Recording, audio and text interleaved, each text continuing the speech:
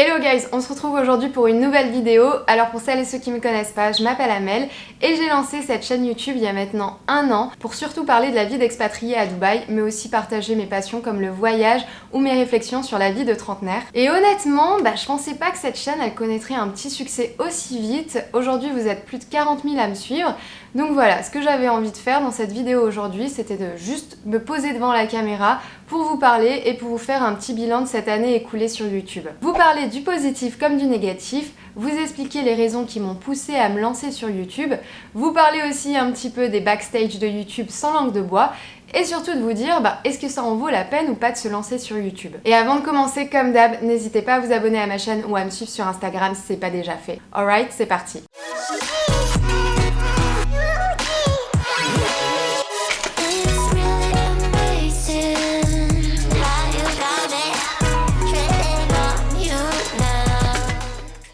Alors commençons par le commencement déjà, pourquoi je me suis lancée sur YouTube. Alors non, c'est pas du tout pour l'argent, parce que franchement quand vous voyez ce qu'on gagne en monétisation sur YouTube, croyez-moi, ça vaut pas du tout l'investissement et les heures qu'on consacre à nos vidéos. D'ailleurs, si vous voulez savoir combien YouTube me rémunère pour mes vidéos, j'ai déjà fait une vidéo à ce sujet, donc je vous invite à aller la voir si c'est pas déjà fait. YouTube, c'était pas ma première expérience dans le monde de la création de contenu. Avant ma chaîne YouTube, j'avais eu en 2013 un blog de running et de fitness dans lequel je partageais des conseils et des astuces pour mener un mode de vie plus sain. Le blog, il a très bien fonctionné, j'étais plutôt bien suivie, mais après quelques années, j'ai préféré l'arrêter parce que en fait, avec ce blog, je m'étais enfermée dans un seul thème, qui était le sport, et je sentais que j'avais fait le tour de la question et j'avais envie de parler d'autres sujets qui n'étaient pas forcément en rapport avec le sport. Et il y a 3 ans, je suis venue m'installer à Dubaï, j'ai connu quelques galères, et ça pareil, je vais pas revenir là-dessus parce que j'en parle dans une autre vidéo. Et ces galères, en fait, elles m'ont vraiment donné envie de revenir sur internet et les réseaux sociaux. J'avais envie de parler de la vie d'expatrié ici, j'avais envie d'aider les gens qui souhaitent venir s'installer ici. Mais par contre, je voulais pas refaire la même erreur que j'avais fait avec mon blog de sport, c'est-à-dire que je voulais pas m'enfermer dans un seul sujet. Donc oui, sur ma chaîne YouTube, Dubaï, c'est le sujet principal, mais si j'ai envie de parler de choses plus personnelles ou de choses qui me passionnent, je m'empêche pas du tout de le faire. Donc en 2019, je décide de revenir, mais je me dis que bon, refaire un blog, c'est peut-être un peu has-been, et le game maintenant, c'est la vidéo. Et donc pour moi, faire des vidéos, ça voulait forcément dire créer une chaîne YouTube. Alors je connaissais absolument rien à YouTube parce que je passais vraiment très peu de temps sur cette plateforme. Je savais pas du tout comment monter une vidéo, enfin bref, j'y connaissais vraiment rien. Et donc pendant environ 2-3 mois, j'ai passé beaucoup de temps sur YouTube à regarder des vidéos pour m'inspirer et pour essayer de comprendre les codes. J'ai regardé vraiment tout et n'importe quoi sur le YouTube français, sur le YouTube américain.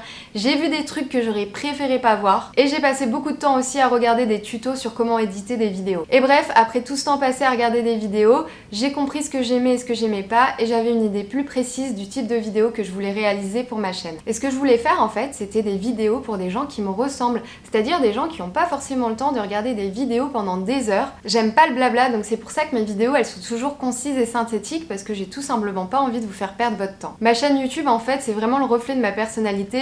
On peut y trouver des sujets plutôt sérieux, des vlogs voyages, des sujets un petit peu plus personnels, mais aussi des vidéos plus légères et fun. Donc le 28 avril 2019, je me lance sur YouTube et 1 an plus tard, vous êtes plus de 40 000 à me suivre. Il y a beaucoup de gens qui pensent que faire des vidéos c'est facile, il suffit de se poser devant sa caméra et parler. Alors non, si c'était aussi facile, je pense qu'il n'y aurait pas autant d'abandon sur YouTube. Faire des vidéos, ça demande vraiment beaucoup de temps, faut avoir des nouvelles idées de vidéos constamment, faut faire des recherches, faut les écrire, faut les tourner, faut les monter, faut bosser sur ses miniatures. En moyenne, faire une vidéo, pour moi, ça me demande à peu près 2 jours de travail entier.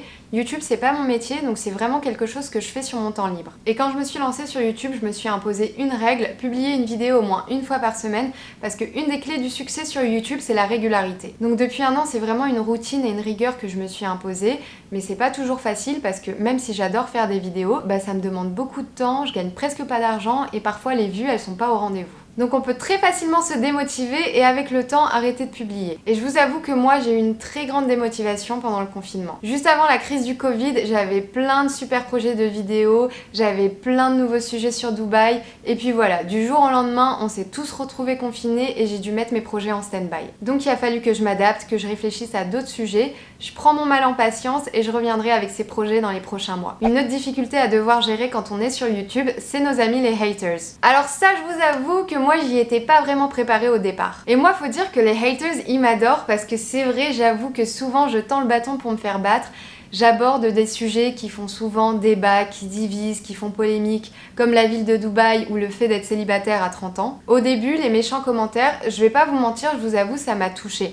Tout simplement en fait parce que j'y étais pas préparée. En fait, quand tu partages quelque chose de positif et avec sincérité, tu t'attends vraiment pas à recevoir quelque chose de négatif en retour et à te faire insulter. Et je me souviens en plus au début, je répondais quand même à certains commentaires pour me justifier, pour leur dire mais non, vous avez tort sur moi, je suis pas comme ci, je suis pas comme ça. Et puis là, ma soeur m'a dit, parce que oui, vous savez que ma soeur est toujours là dans ces moments-là, et elle me dit, meuf, si tu veux percer sur YouTube, va falloir que tu t'endurcisses. Il y a des gens en fait sur internet, c'est simple, ils veulent que tu te suicides. Donc ils hésiteront pas à dire les choses les plus horribles au monde pour te pousser à bout. Et du coup, à partir de ce moment-là, j'ai pris les choses avec beaucoup plus de recul. Je me suis dit que de toute façon, quand je publiais une vidéo, fallait que je m'attende au pire dans les commentaires. Parce que quoi que tu dises, quoi que tu fasses, il y aura toujours des gens pour te critiquer. Et aujourd'hui, ces commentaires, honnêtement, ils ne font absolument plus rien parce que moi, je suis bien dans mes pompes, je sais ce que je fais, je sais où je vais.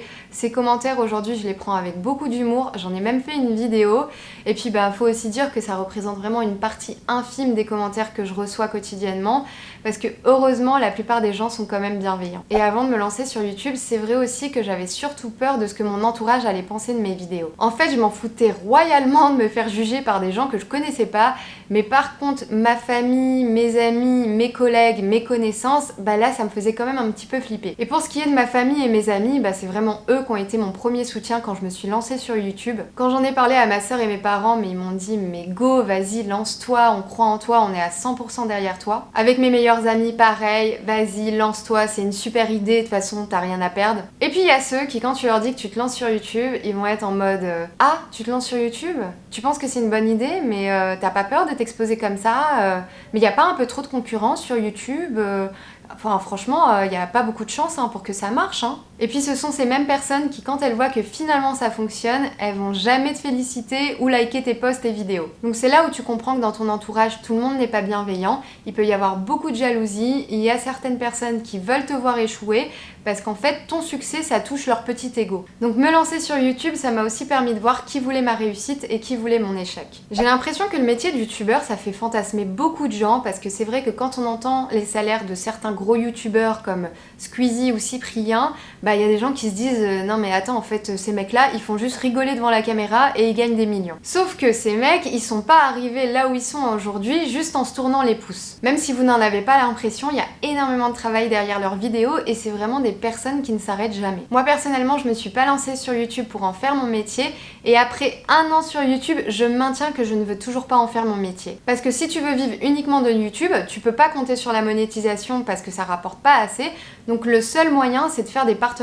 régulièrement avec des marques. Et moi personnellement, être un panneau publicitaire ça m'intéresse pas, je veux pas être dépendante de partenariats pour créer des vidéos et vivre uniquement de ça. Parce que si tu veux bien en vivre, tu seras forcément obligé à un moment donné d'accepter des partenariats qui te font pas vraiment kiffer, ou t'auras pas vraiment testé le produit, ou même que tu trouves absolument nul, mais tu vas le faire pour l'argent. Tu seras forcément obligé d'adapter ton contenu pour faire plus de vues, juste pour obtenir plus de partenariats. Et moi, je veux pas me retrouver dans ce genre de situation, j'ai envie d'aborder les sujets que j'ai envie d'aborder, et je veux pas me sentir obligée d'accepter des partenariats parce que je dois payer mes factures. En revanche, j'ai absolument rien contre les partenariats. À ce jour, j'en ai toujours pas fait sur ma chaîne ni sur Instagram, même si j'ai eu des propositions. Et j'en ai pas encore fait tout simplement parce qu'en fait les propositions que j'ai eues, je trouve que ça matchait pas en fait avec mon contenu ou mes valeurs. Maintenant, il va quand même y avoir des partenariats dans le futur sur ma chaîne ou sur Instagram. Maintenant, je vous garantis que chacun de mes partenariats, il sera pensé et réfléchi et je le ferai uniquement s'il y a un intérêt pour ma communauté. Et donc là, vous devez vous dire, ok Amel, tu veux pas être influenceuse et vivre de ça, mais du coup, c'est quoi ton objectif en étant sur YouTube? Moi, mon objectif, les gars, et je m'en suis jamais cachée, c'est d'être une entrepreneuse. Je veux pas rester une employée toute ma vie. J'ai envie de lancer mon propre business. Et YouTube, en fait, ça m'a beaucoup aidé à me constituer un réseau.